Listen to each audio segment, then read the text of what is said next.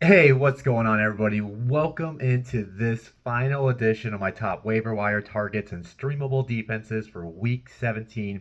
Hope you guys had a great holiday weekend. I know I did, staying with my family. Obviously, you could tell with the different background in this week's video. Obviously, if you're watching this video, that means you have made it to the championship game. Honestly, I hope you don't have to get anybody off the waivers, which I don't think you shouldn't. There wasn't any major injuries that would take one of your players out of the lineup. But just in case you've ever been streaming at quarterback or tight end, I do got some potential options for you. Let's go ahead and dive in the waiver wire as it has been all season. These players have to have at least 50% roster availability per the Yahoo leagues.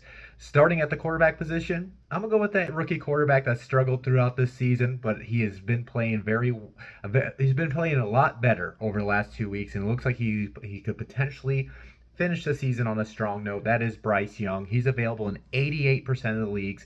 This past weekend, he threw for 312 yards and two touchdowns. Also ran the ball 4 times for 17 yards. And the reason why I do like him, if you are streaming at quarterback and you wanted to make a dart throw for a ceiling play during the championship game, going against the Jacksonville Jaguars defense, who have allowed 20 points a game to the quarterback position, which is the third most in the NFL. Moving into my running back spot, I'm going to go with Khalil Herbert. He's available in 55% of leagues. If you are looking for a upside RB2 play that's going to get great volume now that he's back to being fully healthy for that Bears rushing attack. This past weekend, he had 20 rushes for 112 yards and a touchdown. He also had the one reception for 9 yards on one target. Now, he does draw a tough matchup this week going against the Falcons defense, who are only giving up 13 points a game to the position. That is the fourth fewest in the NFL. But if you do need a good, strong running back, two on your team, or maybe a flex play, the fact that he touched the ball more than 20 times, that's a good volume play. So even though he draws a tough matchup, if you needed help at the running back position, I would be definitely trying to go get him. And let's say you don't need help at the running back position, but your opponent in your championship game does need a running back. I would try to go get Herbert from him, so you don't have to play him this week. My wide receiver ad of the week, not many great options out there, and hopefully, like I said, hopefully you're not looking for a wide receiver to play this week. But if you've been streaming Bryce Young and you want if you're going to end up streaming Bryce Young and you want to stack him with somebody, I would consider DJ Chark, who's coming off his best game.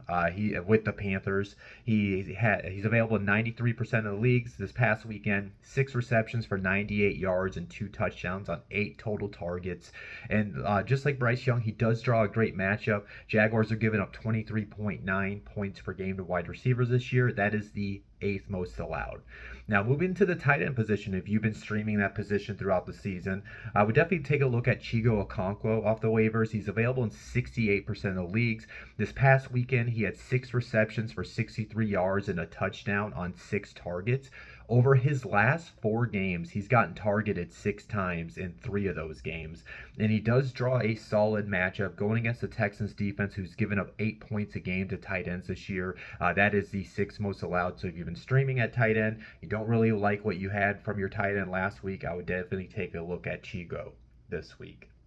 My flex ad of the week, I'm gonna go with Chris Rodriguez Jr. He's available in 97% of leagues. I think we've seen now who would be. I don't want to call him a premium handcuff, but who the handcuff is to Brian Robinson Jr.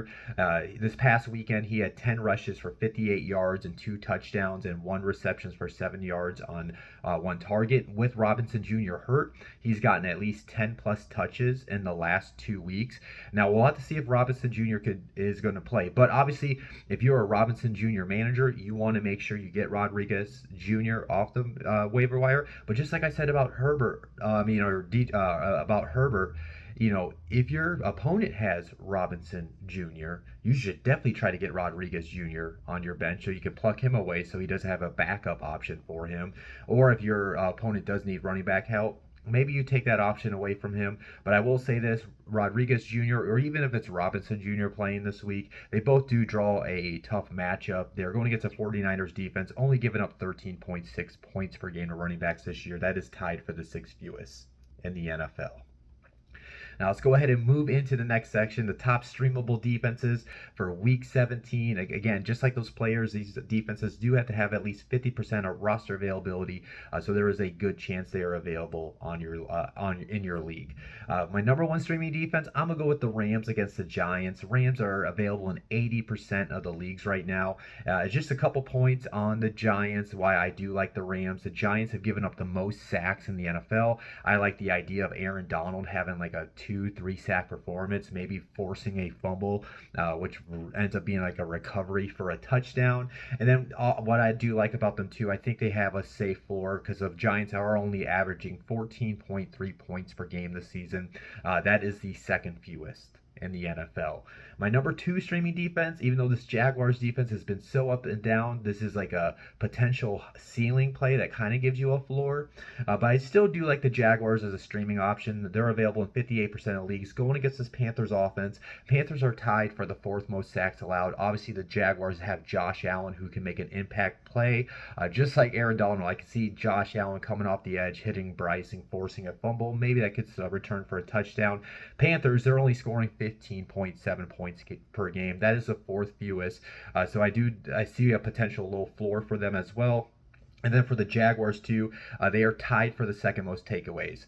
They don't really do anything strong on that defense outside of take away the ball. And if Bryce Young does not continue this progression and maybe regresses in this game, there's a potential for a takeaway, a pick six. Maybe Josh Allen does get a forced fumble for a recovery touchdown, something like that. My number three streaming defense of the week, I am going to go with the Texans against the Titans. The Texans had like 6 or 7 sacks in that previous game against them a couple weeks ago. And then when you look at the data points, the Titans are tied for the fourth most sacks allowed. And then the fact that the Texans had a lot of success getting to the quarterback in that last matchup, I think that bodes well if you wanted to stream Houston's defense. And then Houston now is actually tied for the fifth most takeaways this season. So there's also that potential, whether it's Will Levis at quarterback or Ryan Tannehill, they'll be able to get their hands possibly on a pick or two and maybe return it for a touchdown to give you a ceiling type of performance. My number four streaming defense, I'm going to go with the Colts against the Raiders. Colts are available in 52% of the leagues. This is strictly a ceiling play. Obviously, the Raiders are playing a lot better football over the last few weeks. Obviously, got that big upset over the Chiefs, but do keep in mind, they didn't complete a pass in those final 3 quarters. So we still don't know what this Raiders offense is going to bring to this game. But the reason why it is a ceiling play for me is just because the Colts defense, they do have the 5th most sacks in the NFL, and they are also tied for the 3rd most takeaways.